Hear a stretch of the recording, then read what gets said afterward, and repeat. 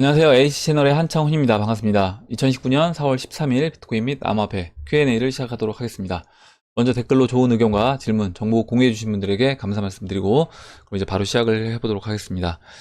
빅게이트님이 이제 물어보셨고 로그를 적용한다는 게 무슨 뜻인지 좀 알려주세요. CJ님이 이제 답변을 해주셨습니다. 읽어보겠습니다.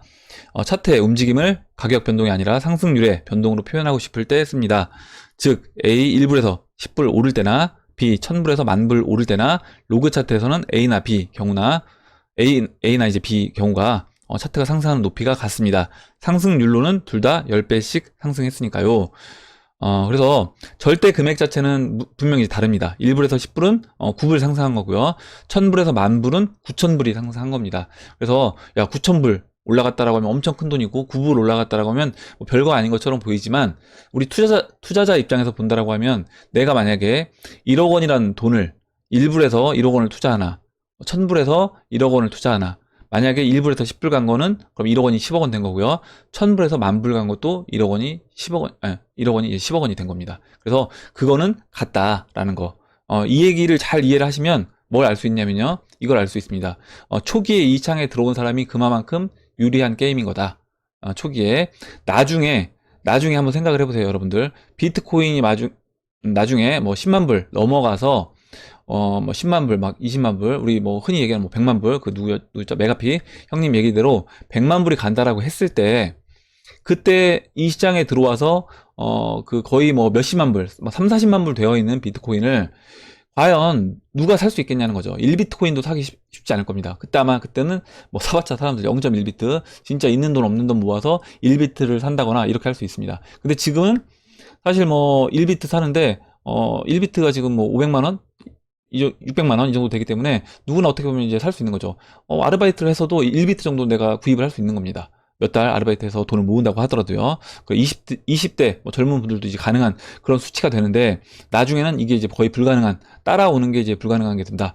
그 얘기는 뭘 의미하냐면 시장에 그만큼 미리 참여했던 사람들이 이제 유리한 그런 게임이 된다. 그리고 이게 이제 복리 개념이 이 안에 이제 들어가 있는 겁니다. 그래서 이 복리 개념을 이해를 하면 우리가 단타를 많이 하는 것보다 어떻게 보면 쌀 때 딱 사서 기본적으로 어느 정도는 홀딩을 해서 가져가는 이게 훨씬 더 유리한 게임이 될 것이고 실제 이제 그렇게 이제 나오게 될 겁니다. 이거는 지금은 시장이 여기서 이제 바닥에서 지금 올라간 지 얼마 안 됐고 여기서 조금 올라간 다음에 뭐 빠지고 조정받고 이렇게 하는데 여기서 이제 단타를 해서 나 얼마 벌었다 뭐 이렇게 이제 얘기하시는 분들이 있습니다. 그래서 그 부분에 현혹되실 필요 없다는 거예요. 그래서 제가 이제 드리는 말씀은 다른 또 이제 투자 오래 하신 분들이 그런 조언도 많이 해주셨는데 쭉 이제 길게 가시는 그 수익이 저는 이제 수익률 면에서는 나중에 따라갈 수 없는 수익률이 될 거다. 현재는 그게 이제 보이지 않지만 나중에 한번 보세요. 나중에 보셨을 때 뭐 30만 불, 40만 불 비트코인이 됐을 때 그때 단타를 진짜 주구장창 친 단타를 쳐서 진짜 뭐 신들리게 단타를 친 사람들하고요. 그리고 진드감치 그냥 홀딩을 해서 쭉 물량을 가져가는 사람들하고 수익률을 비교해 본다라고 하면 아무리 단타를 진짜 신들린 듯이 한다고 해도 따라가기가 쉽지 않을 겁니다. 그리고 이제 차트를 잠깐 설명을 드리고 넘어가도록 할게요. 보시면 비트코인 차트인데 주봉으로 놓고 보면요. 로그를 적용을 먼저 안 해보겠습니다. 로그를 적용하지 않으면 이렇게 2013년도, 14년도 이때 상승이 별 미비한 상승처럼 보인다는 거죠. 그리고 2017년도 말 상승은 굉장히 큰 상승처럼 보입니다. 실제로. 왜냐면 이제 절대 금액 자체가 크게 상승했기 때문에 그렇게 보이는데 로그를 적용해서 보시면 이때 상승은 오히려 이제 완만한 상승이라는 거죠. 2017년도 상승은 오히려 완만한 상승이고 이때 상승, 이때 2012년도부터 이때 상승이 굉장히 가파른 상승이다. 그래서 만약에 우리가 투자자 입장에서 이때 투자한 사람들이 훨씬 큰 수익을 이제 거둘 수 있는 그런 게 되는 거예요. 상승률로 본다라고 하면요. 이렇게 이제 이해를 하시면 될 것 같습니다. 예, 이렇게 설명드리고 다음 보도록 할게요. 다음으로 아주 도화염님이 써줬고 예, 이번에 이제 수익으로 전환이 되었습니다. 축하드리고요. 지금 이제 2일 전 쓰신 글인데 지금 약간 조정을 받았기 때문에 뭐 어떻게 됐을지는 이제 모르겠지만 어찌됐든 뭐 거의 뭐 그러면 이제 본전 근처에 계실 것 같아요. 그리고 이제 투자 방법에 대해 다시 한번 생각하게 되었습니다. 무조건 분산해서 하는 게 유리하다는 것도 알게 되었고요. 이거는 이제 무조건 유리하다 이렇게 얘기할 수는 없습니다. 왜냐면 내가 무조건 유리하다라는 거는 만약에 진짜 안전한 종목, 안전하고 이제 이 시장을 주도하는 종목을 내가 하나 몰빵해서 선택했다라고 하면 그게 이제 유리할 수 있겠죠. 그러니까 분산했을 때는 리스크가 어느 정도 해지가 된다. 그래서 안전하게 우리가 수익을 거둘 수 있는 게 이제 분산 투자법이다. 이렇게 이제 보시면 될 것 같고, 그리고 분산 투자한다고 하더라도요, 보세요. 제가 이 말씀을 드리고 싶은데, 분산 투자한다고 하더라도, 만약에 시총 뭐 천등에서, 뭐 2000등 사이에 있는 진짜 소형 알트코인들, 잡코인들을 갖고, 제가 뭐, 한 30개 종목을 쭉 사서 갖고 있습니다. 근데 그 코인들 다 사라졌어요. 이게 안전하냐? 이건 그렇지 않다. 차라리 비트코인 한 종목에 저는 그때는 몰빵해서 갖고 있는 게 안전하다. 이렇게 보는 겁니다. 그래서 우리가 이제 분산의 이런 개념도 좀 이해를 하셔야 될 것 같아요. 그리고 분산을 하더라도 어떤 종목을 선택하느냐. 그것도 이제 중요한 거고요. 그리고 암호화폐 시장은 아직 시작도 안 했다고 생각하기에 더 희망적이지 않나 생각합니다. 예, 맞습니다. 어떻게 보면 지금 그 땅 속에서 새싹이 지금 올라오는 그런 모습인 거예요. 차트를 보면. 정말 죽다 살아네요. 없어져도 좋을 정도만 투자를 하고 몰빵하지 않고 앞으로는 정말 이렇게만 하렵니다.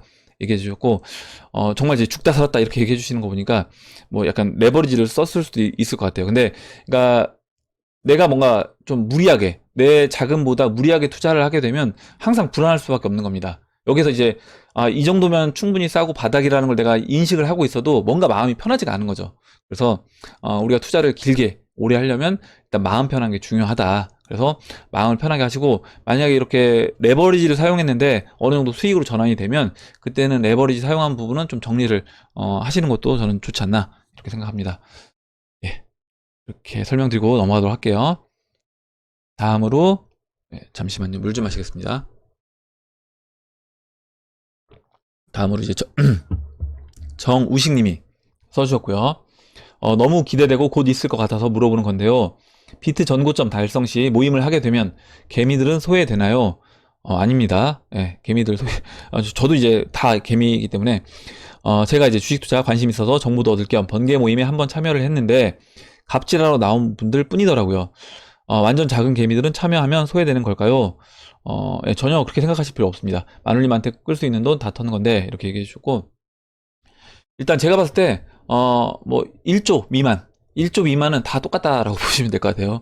그래서 1조 넘는 분들은 제가 뭐 특별을 대우 해드릴 수 있겠지만 그렇지 않다라고 하면 다 똑같다. 그래서 뭐 몇백억 정도 되는 거 가지고 막 내가 이렇게 돈 많은데 이렇게 할 거 없고, 나는 금액이 적으니까 뭐 이렇게 위축되실 필요도 전혀 없다.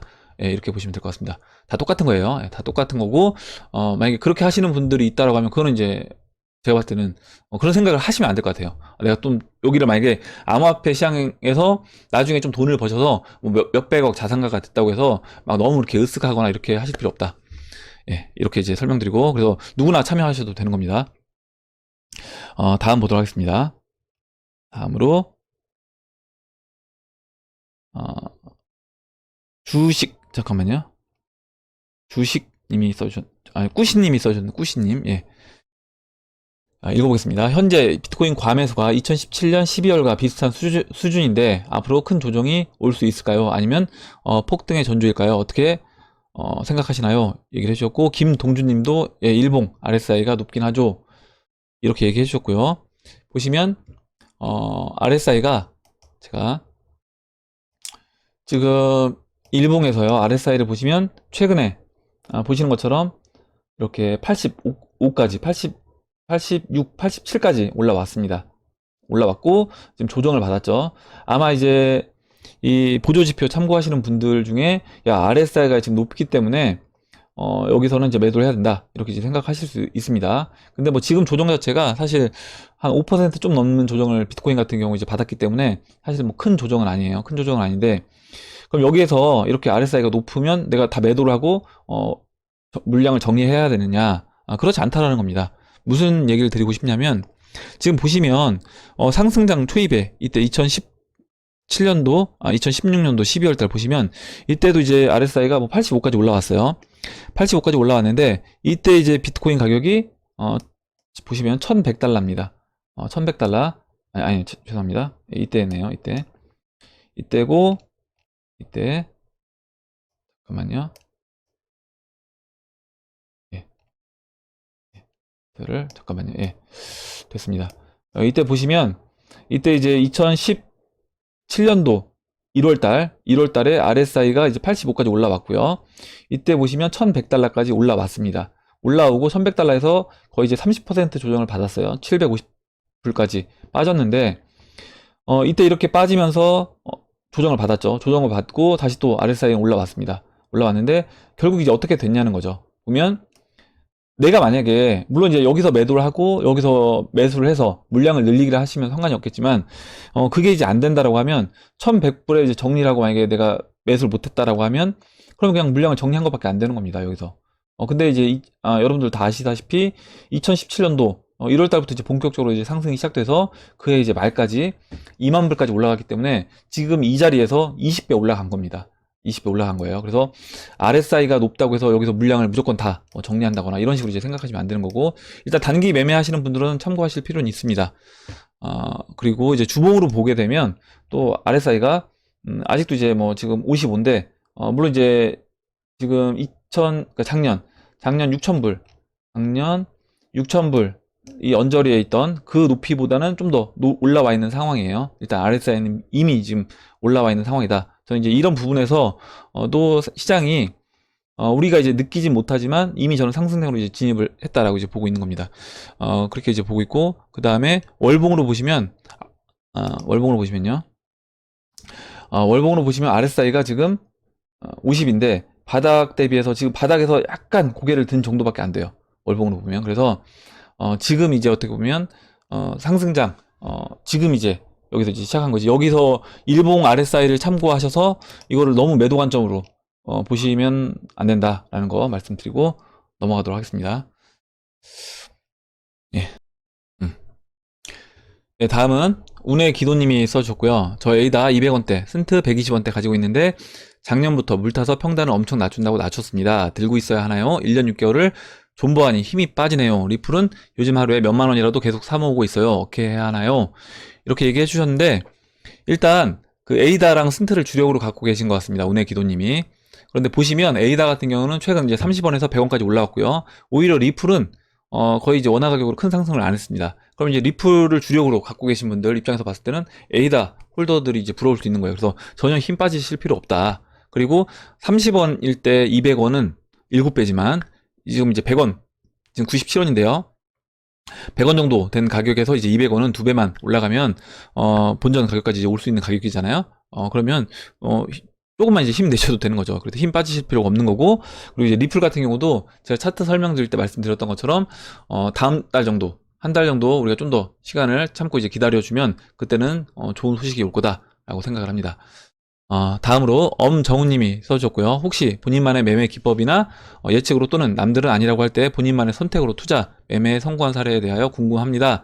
얘기해 주셨는데 뭐 그런 거는 거의 없다라고 이제 보시면 될 것 같아요. 제가 매매하고 있는 어떤 차익 거래라든가 뭐 재정 거래가 될 수 있고 아니면 교체 매매, 그리고 뭐 단기적으로 어느 정도 올라갔을 때 고점에서 뭐 일정 부분 매매하는 거 다 제가 영상을 통해서 다 말씀을 드리고 있습니다. 다 오픈해서 말씀을 드리고 있고 그래서 뭐 나만의 어떤 매매 기법 이건 없어요. 저는 다 오픈해서 말씀드리고 있는 겁니다. 그리고 남들은 아니라고 할 때 본인만의 선택으로 투자. 이거는 지금 암호화폐 시장, 아마 여러분들도 마찬가지라고 보고 있어요. 지금 이 시장에 참여하고 있는, 왜냐면 이 시장이 지금 완전히 대중이 들어와 있는 그 시장이 아닌 겁니다. 기관 투자자가 들어오고, 기관 투자자들이 중심으로 이 대중을 끌어들일 때, 이 시장에. 그때 이제 대중들이 들어오는 시장이라고 본다라고 하면, 지금 이 시장에 들어와 있는 여러분들도 남들은 아니라고 할 때 투자를 하고 계신 분들이라는 거죠. 뭐 저와 이제 똑같다라고 보고 있습니다. 그리고 저는 이제 투자를 할 때, 물론 제가 10년 정도 이 투자 행위를 하다 보니까 당연히 크게 돈을 번 적도 있고 잃은 적도 있습니다. 근데 되도록이면 물론 성공한 부분에서 내가 어떤 것을 했기 때문에 성공을 했나 이것도 이제 확인하는 게 중요하지만, 실패를 했을 때 그 외에 내가 이 투자에서 실패를 했고 어떤 실수가 있었는지, 리스크 관리가 왜 잘못됐는지 그런 부분을 이제 생각하고 다시는 이제 어떻게 보면 그런 실패를 하지 않기 위해서 계속 노력을 하고 있는 거죠. 이렇게 설명드리고 넘어가도록 하겠습니다. 다음으로 금은동님이 써주셨고요.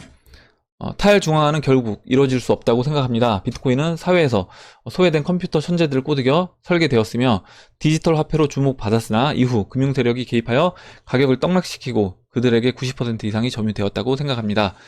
비트코인 다큐 시청 후에 느낀 개인적인 생각입니다. 비트코인 세력에게 가장 위협이 되는 존재는 XRP라고 진영 논리를 펼 수도 있겠지만 어차피 비트 갖고 있는 놈이 돈 많은 놈이 리플도 있고 이더리움도 있을 겁니다. 저도 이제 그렇게 생각을 합니다. 이더리움도 설립자들이 선채굴 10% 하고 이후에 일반인들에게 채굴 허용했으니 어찌 탈중앙화를 할 수 있겠습니까? 이더리움 킬러를 표방한 이웃도 대형 거래소 및 일부 서버 운영자들 그리고 이제 BP라고 하는 그 사람들이 이제 대다수의 또 어떻게 보면 이제 이웃을 들고 있는 거죠. 그래서 물량을 보유하고 있습니다. 탈중앙화란 이상적인 이야기를 하기보다는 그 코인이 어떤 사업을 하고 있고 대중화를 할 수 있을 것인가를 판단하여 투자하는 게 좋다고 생각합니다. 그래서 좋은 얘기를 써주셔서 같이 읽어봤습니다. 예, 다음으로요. 독학님이 써주셨습니다. XRP 120억 원 상당이 이체되었다는데 이게 굉장히 위험한 상황인 건가요? 얘기해줬고 이제 CA님이 아니다 이렇게 얘기해주셨습니다. 그래서 저도 이제 그렇게 생각합니다. 뭐냐면 지금 리플 시총을 보면 지금 15조 5천억이에요. 15조 5천억인데 얘기하셨던 이 금액 120억 원은 0.1%도 안 되는 금액입니다. 그래서 0.1%도 안 되는 금액이 시장에서 이제 매도가 된다고 하더라도 저는 이제 큰 금액이라고는 생각하지 않고 이체가 되었다는 게 무조건 이제 시장에서 나와서 이게 풀린다 또 이런 의미도 아니기 때문에 그 부분을 너무 이제 크게 생각하실 필요는 없다. 예, 이렇게 보고 있습니다. 그리고 이제 CJ님이 여기서 박진웅님이 CJ님 1차 매도 가격을 물어보셨는데 한번 읽어볼게요. CJ님 매도 가격을. 일단 CJ님 같은 경우는 저랑 이제 비슷한 관점으로 보고 계신데 전 고점을 뚫고 상승하게 되면 전 고점 대비 최소 10배 비트코인 얘기하는 겁니다. 10배 2억에서 20배 4억까지는 간다고 예측하는 터라 전 고점 이후에도 꾸준히 물량 확보를 할 거고요. 다만 1억부터는 조금씩 분할 매도를 할까 생각 중입니다. 그래서 이제 제 차트 분석을 많이 참고할 예정이다 얘기해 주셨고 비트 1억일 때 리플은 현재 사토시 가격으로 보면 8,000원 정도가 되겠네요. 근데 리플 그때까지 리플 사토시 가격도 제법 오를 테니 리플 1차 매도 가격대는 최소 10,000원은 넘지 않을까 생각해 봅니다. 그래서 비트코인이 채널 상단부에 도달을 하고 그 다음에 BTC 마켓에서 리플도 또 BTC 마켓에서 고점 영역에 우리가 진입을 했다라고 판단이 되면 그때부터 이제 매도를 하면 될 것 같고요. 거기에서 일정 부분 여러분들 이제 기준을 정하셔서 홀딩 물량을 제외하고 나머지 부분은 매도를 해 나가시면 될 것 같습니다. 다음으로 이제 마지막으로 파빈 글만 보고 오늘 일단 댓글은 여기까지만 하도록 하겠습니다. 파비님이 써주셨고요. 차트도 정말 중요하지만 최근 시황을 살펴보게 되면 차트와 무관하게 상승 추세가 이어질 것 같습니다. 요즘 진짜 살벌하네요. 한국은 바젤3 가계대출 완충자본 시행해서 대출자들 큰일 나고 트럼프는 유럽에 12조 관세 때리고 노르웨이 국부펀드에서 제외 목록에서 신흥국 채권에 한국을 포함시켜 놓고 약 6조에서 7조로 알고 있습니다. 중국이 이제 코인 채굴 금지시킨 건 무역 협상에서 미국과 거래가 있었겠죠. 이제 25살인데 격변하는 시장이 설레기도 하고 무섭기도 하네요. 얘기해 주셨고 지금 제가 좀 이따 이제 기사 보여드릴 건데 그 기사도 보면 지금 이런 내용들이 다 포함되어 있고 IMF와 세계은행에서 지금 경고를 저는 주고 있다라고 보고 있습니다. 그래서 이제 기사를 넘어가서 바로 보도록 할게요. 예, 그럼 이제 기사로 들어가서 뉴스를 보도록 하겠습니다. 인베스팅닷컴 기사고요. 부채 중국 집값 시한폭탄 그리고 IMF 연이은 위기를 경고했다 라는 기사입니다. 보시면 지금 이제 IMF와 세계은행에서 지금 경제 위기를 경고를 하고 있는 겁니다. 투기 등급 회사채 규모가 금융위기 이후 미국 유럽에서만 2배가 급증을 했고요. BBB를 포함한 투자 등급 최하위 회사채 물량은 4배가 늘어난 상황인 겁니다. 그러니까 2008년도 대비해서 4배가 늘어난 건데 이건 어떻게 보면 당연한 결과겠죠. 실질적으로 이제 자산시장 자체가 크게 상승을 했기 때문에 그와 맞물려서 회사채 이런 비중도 저는 늘어날 수밖에 없다 이렇게 보고 있고 IMF는 주요국 실물 경기가 예상보다 크게 둔화되거나 통화긴축이 재개될 경우 구조적인 위기 상황으로 이어질 수 있다고 밝혔습니다. 거기에 더해서 IMF는 중국의 천문학적인 부채 버블이 국내 금융 시스템은 물론이고 전 세계를 위협하고 있다고 강조를 했습니다. 보시면 지구촌 주요 도시의 집값 급락 가능성도 IMF의 경계감을 자극하는 부분이다.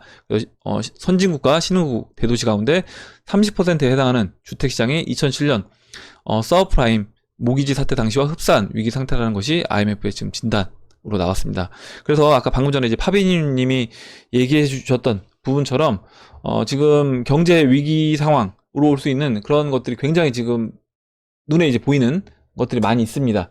그럼에도 불구하고 실제로 이런 부분에서 준비가 안 돼 있는 사람들이 많고, 오히려 지금 돈이 풀리면 주식시장도 추가적으로 더 상승할 수 있다. 그리고 주택시장도 마지막 한 번 더 버블이 일어날 수 있다라고 생각하고 시장에 뛰어드는 사람이 많이 있습니다. 제가 살고 있는 이 대전에, 제가 지금 대전 도안에 살고 있는데요. 보시면, 여기에 얼마 전에 아파트 분양을 했습니다. 아파트 분양을 했는데, 이 아파트 분양이, 분양을 끝내고 나서 경쟁률도 높았지만, 분양을 끝내고 나서 프리미엄이 지금 1억이 붙었대요. 1억이. 분양가도, 예전에 이제 아파트 분양했던 것보다 상당히 높은 가격, 거의 30~40% 높은 가격으로 이제 분양을 했습니다. 그럼에도 불구하고 지금 피가 또 1억이 붙었다라고 하니까, 저는 이 물량을 지금 떠 아는 사람들이 나중에 지게 될 위기. 왜냐면, 지금 아까 이제 파비님이 해주셨던 부분 중에 완충자본 시행을 한다는 게 이게 뭐냐면, 가계대출 완충자본 시행을 하게 되면 은행들은 대출을 더 줄일 수밖에 없는 거예요. 대출을. 왜냐면 자기자본 비율을 높여야 되기 때문에, 이게 자기자본 비율을 은행이 더 확보를 해 놓으라는 그런 내용인 겁니다. 그러면 자기자본 비율을 확보를 하는데 어떻게 확보를 해야 되겠어요? 기존의 대출자들은 이미 있는 상태에서 대출을 신규 대출 나가는 부분을 줄일 수밖에 없는 겁니다. 그리고 나가더라도 굉장히 타이트하게 나갈 수밖에 없는 상황이 될 거고요.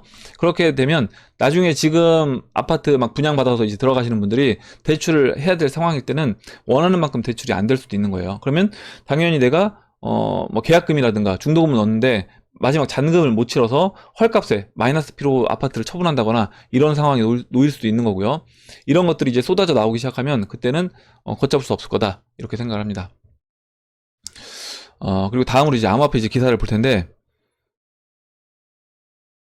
예, 암호화폐 기사는 좋은 기사입니다. 예, 암호화폐 시장에 외신 프랑스 팩트법 통과, 보험사 암호화폐 투자가 가능해졌다. 3시간 전에 나온 기사고, 보시면 이제 글로벌 외환 미디어 FX 스트릿에 따르면 프랑스 당국이 지난 11일 국회에서 프랑스 현지 보험사들이 합법적으로 암호화폐에 투자할 수 있도록 허용하는 팩트법을 통과를 시켰다라고 합니다. 해당 법안에 따르면 프랑스 보험사들은 전문 펀드팀을 구축을 해서 암호화폐 자산을 투자 포트폴리오로 추가할 수 있으며, 관련 상품을 개발해 고객들에게 제공을 할 수도 있다라는 겁니다. 그러면 이제 우리가 이제 보험 상품 들 때 뭐 채권 얼마, 뭐 주식 비중 얼마, 이런 식으로 이제 상품을 들잖아요. 거기에 이제는 나중엔 암호화폐까지 들어갈 수 있다. 그래서 저는 이제 이게 뭐 프랑스에서 지금 일단 시행이 됐지만, 앞으로 이제 우리나라도 저는 시간이 문제지 도입이 될 거다라고 보고 있습니다. 전 세계적으로 이런 식으로 이제 기관들이 참여를 하게 되면 대중들은 자연스럽게 이 시장에 이제 들어오게 되는 거예요. 그러니까 내가 들어오고 싶지 않아도 이제 들어오게 되는 그런 상황이 될 수 있는 겁니다. 다음으로 이제 마지막 기사를 보도록 하겠습니다. 외신 IMF 세계은행 프라이빗 체인 출시, 블록체인 이해도 제고를 했다. 지금 IMF와 세계은행은 여러분들 아시다시피 그 뒤에 배후 세력이 이제 금융 세력이 뒤에 배후 세력으로 있는 그런 은행인 겁니다. 금융기관인 거고요. 그럼 여기에서 아까 얘기했던 것처럼 세계 경제 상황에 대해서 계속 경고를 하고 있음에도 불구하고 또 이 암호화폐 시장에 대해서 또 준비를 계속 하고 있는 거예요. 그러면 보시면 IMF와 세계은행이 러닝코인이라는 프라이빗 체인과 준 암호화폐를 발행했다. 그래서 새로운 기술에 대한 이해도를 높이기 위함인데, 세계은행과 IMF 소속 직원들은 내부 교육 프로그램을 이수하며 러닝코인을 획득할 수 있다. 이와 관련해 미디어는 러닝코인은 IMF와 세계은행 외부에서는 사용이 불가능하며 프라이빗이니까요, 어떠한 통화 가치도 가지고 있지 않기 때문에 비트코인과 같은 암호화폐로 보기는 어렵다고 전했습니다. IMF는 암호화 자산과 분산 원장 기술이 급격히 발전함에 따라 그와 관련된 정보량 역시 증가하고 있다며, 중앙은행, 금융기관 및 규제기관과 입법자, 정책 결정자, 경제학자들 사이의 블록체인 기술과 관련된 이해도 차이가 점점 확대되고 있다는 것을 인지했으며, 차이를 좁히고 IMF와 세계은행 직원의 기술 관련 지식을 강화하기 위해 해당 프로젝트를 출시를 했다라고 이제 부연을 했습니다. 저는 이거를 보면서 어떤 생각이 들었냐면, 지금 이제 IMF와 세계은행, 아까 제가 방금 전에 이제 기사에서는 세계 지금 경제 상황에 대해서 경고를 내리고 있습니다. 세계 경제가 이제 위험에 빠질 수 있다. 경고를 내리고 있고요. 거기에서 또 추가적으로 자신들은 이 암호화폐 시장을 준비를 하고 있는 거예요. 이거는 분명히 이제 세계 위기가 오고, 이 세계 위기는 우리가 그 전에 겪었던 위기랑은 완전히 차원이 다른 그런 위기가 될 수 있다. 90년 만에 오는 그런 위기다 보면, 그렇게 됐을 때 이 상황에서 다음 단계로 넘어갈 때는 어떤 상황이 올 거냐, 이 암호화폐 시장이 주류가 될 거라는 거죠. 주류가 될 거고, 이 디지털 화폐가 전 세계인들이 사용하는 시장이 될 거다라고 하면, 미리 이 정책 결정자라든가 이 부분, 돈에 관련된 부분에서 담당을 하고 있는 세계은행, IMF에서 이거를 지금 알고 준비를 해 나가야 된다. 그래서 이제 이거를 어떤 교육 프로그램으로서 지금 프로젝트를 출시해서 하고 있는 게 아닌가, 이런 생각이 들었습니다. 그래서 제가 계속 말씀드렸던 것처럼 지금 위에 최상위층, 어떻게 보면 정보를 최상단부에서 알고 있는 사람들은 대중들한테 계속 알려주고 있는 거예요. 암시적으로 계속, 뭐 암시적이 아니죠. 어떻게 보면 대놓고 지금 알려주고 있는 겁니다. 대놓고 알려주고 있지만 일반 대중들이 관심이 없는 것 뿐이에요. 이 시장에 대해서 관심이 없는 것 뿐이고, 어떻게 보면 이제 여러분들 같은 경우는 이 영상을 통해서 이런 뉴스를 계속 접하니까, 야, 이거 계속 내가 들어왔던 얘기야, 이렇게 느끼실 수도 있겠지만, 일반 대중들은 아마 이런 뉴스들 거의 뭐 관심 없을 겁니다. 그렇다라고 보면 실제 그런 위기가 왔을 때 준비된 사람들과 준비되지 않은 사람들은 저는 큰 차이가 날 수밖에 없다, 이렇게 보고 있습니다. 그럼 이상으로 2019년도 4월 13일 비트코인 및 암호화폐 Q&A 시간을 마치도록 하겠습니다. 오늘 나온 얘기들 중에 여러분들 의견, 그리고 궁금하신 거, 같이 이야기해보고 싶은 정보 있으시면 정보를 공유해 주시면 같이 이야기해보는 시간을 가져보도록 하겠습니다. 그럼 영상이 도움이 되셨다면 좋아요와 구독 버튼, 그리고 알림종 버튼을 눌러주세요. 감사합니다.